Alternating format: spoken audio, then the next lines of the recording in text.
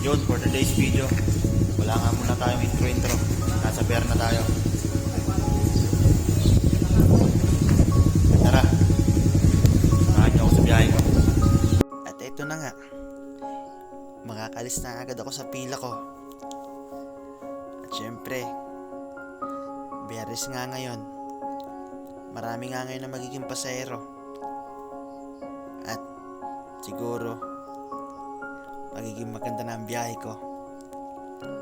Kaya tara nga, pasasabang na tayo kung saan patungo nga doon ang magiging pasahero ko. At bago nga magtanghali, sa wakas nakatatlong alis ako. Ayun, alas 5 na nga, pero ayun pa rin tayo sa pier para maghintay ng pasahero. At kita ko pang 22 pa, kaya yun, siguro makakatakbo tayo. Kailangan positibo lang para naman kahit pa paano hindi tayo pwede mawala ng pag-asa. At ito nga, paggabi na nga, wala pa nga rin yung hinihintay namin na pasahero, pero maya nandiyan na rin yun. Ito nga yung pinakihintay namin. Narito na nga yung dumating na scrap.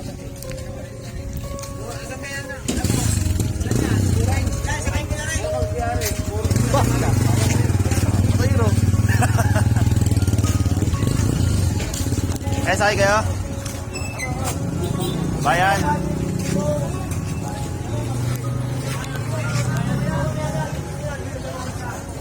Eh, bayan. Oh, White Beach. Dito. Dito po, madam. Dito po. Eh, sakay kayo? Sakay kayo na. Ay, doon po. Bayan daw, bayan. Ayun po, sumabay na po kayo dyan para may kasali na. Hey, boss. Nasakyan kayo, boss? Sige, boss. Boss, baka wala kayong tricycle, boss. Oh, let's tayo ngayon, par. Sayang ating paghihintay. Pero okay lang. Naibukas pa ako. Kami lang tayo bukas. Ayun, wait. Uwi na nga ako, guys. No cheese. Wala tayong gagawin.